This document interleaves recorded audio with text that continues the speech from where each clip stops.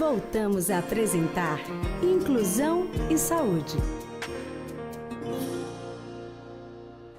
Voltamos com o Inclusão e Saúde. E ainda na área da psicologia, eu recebo aqui a psicóloga clínica Silvia Lopes, que está conosco. Bem-vinda pela primeira vez, Silvia. Obrigada, é um prazer. Olha, mas a gente está falando da psicologia, eu já tinha anunciado que nessa volta a gente falaria muito mais do aspecto da inclusão, né, no cenário da educação.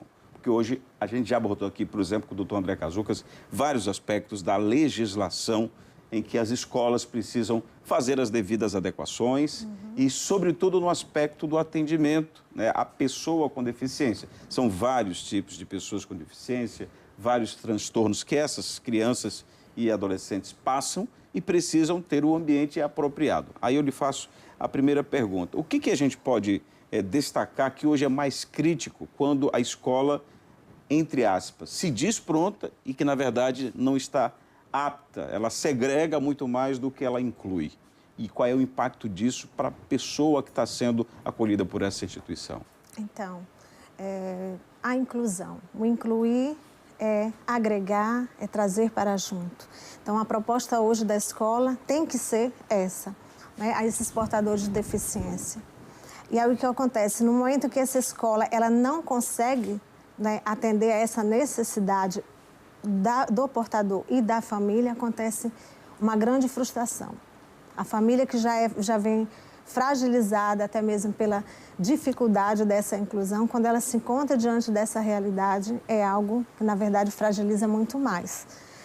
E o que a gente consegue perceber hoje? Hoje o olhar sobre a inclusão não é a pessoa deficiente, mas hoje o olhar ele mudou. É a deficiência desse local que não está adequado para receber esse indivíduo.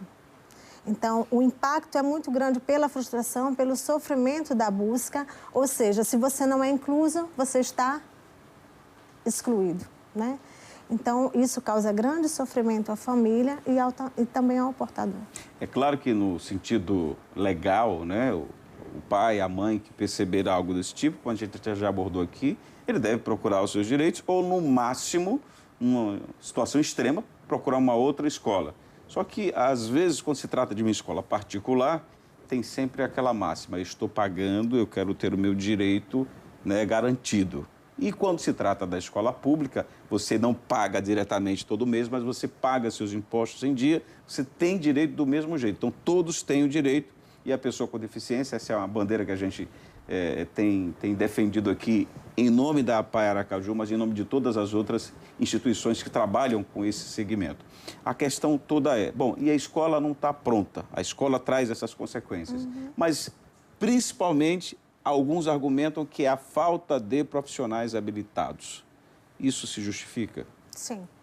Olha só, essa inclusão, ela, até mesmo pela lei, né, 16.925, 2019, ela traz essa característica. Então, essa escola ela tem que ter essa inclusão, toda essa preparação para receber esse portador de deficiência, começando por essa capacitação desses profissionais e os materiais pedagógicos também que sejam inclusivos. Você trouxe aí de início na tua fala a questão desse direito, ele é universalizado realmente. Mas o que acontece, muitos pais, muitas vezes, eles não optam, porque até o direito a esse acesso jurídico tem, né, como você colocou. Mas o que acontece muitas vezes? A questão de você ter que entrar na defensoria pública, isso já é constrangedor. Vamos dar um exemplo bem simples. Quando nós vamos nos hospedar no hotel, quando nós chegamos naquele hotel, ele está preparado para nos receber. Então, nos sentimos acolhidos. Certo. Então, com esse portador de deficiência, ele tem que se sentir assim também nessa escola.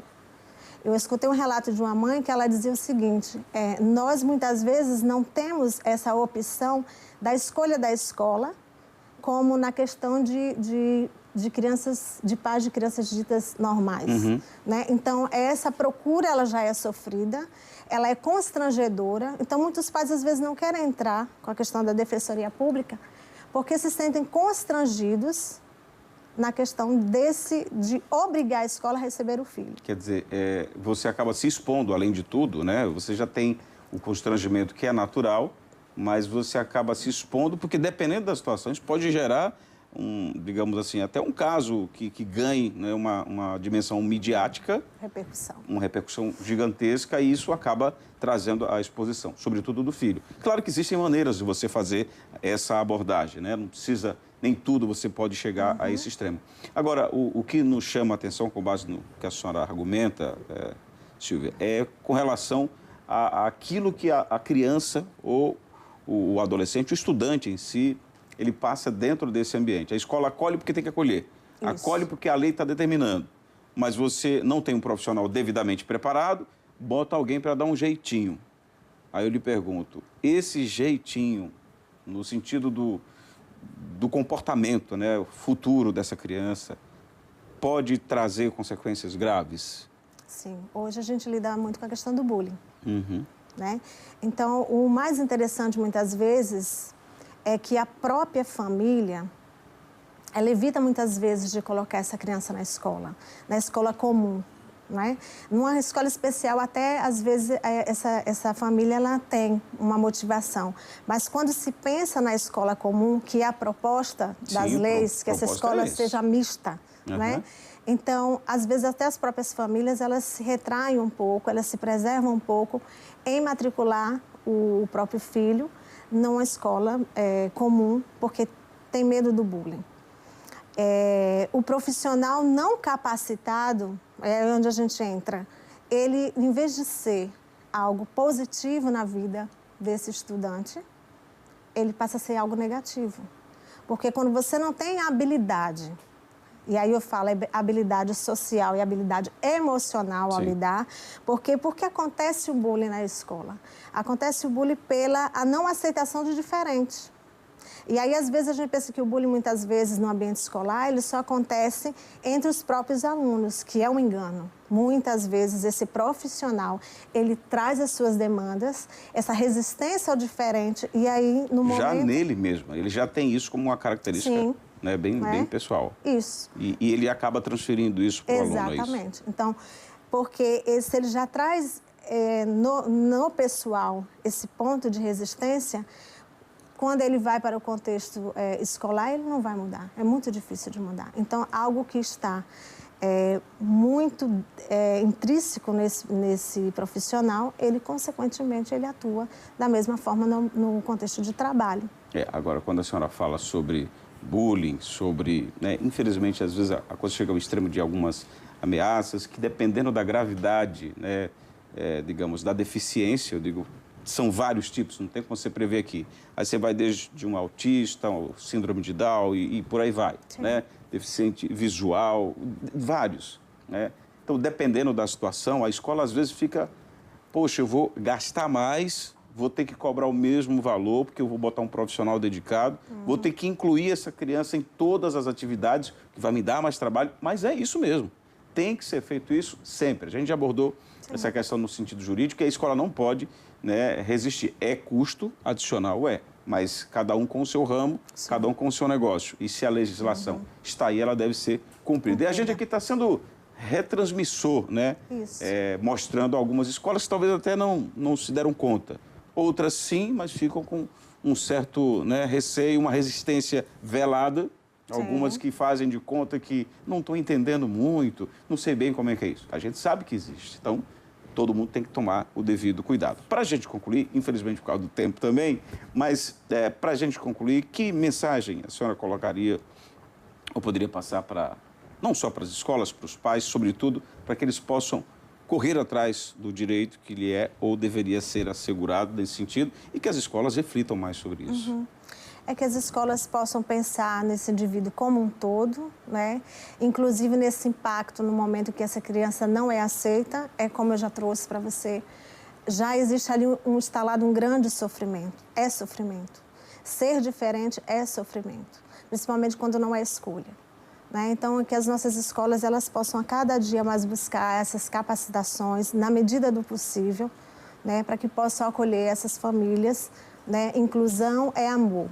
Né? Uma família que ela está preparada para essa inclusão social, na verdade, essa inclusão escolar, ela recebe essa família e esse indivíduo com um abraço de amor, um abraço de acolhida a todas as dificuldades. É o que mais a gente precisa.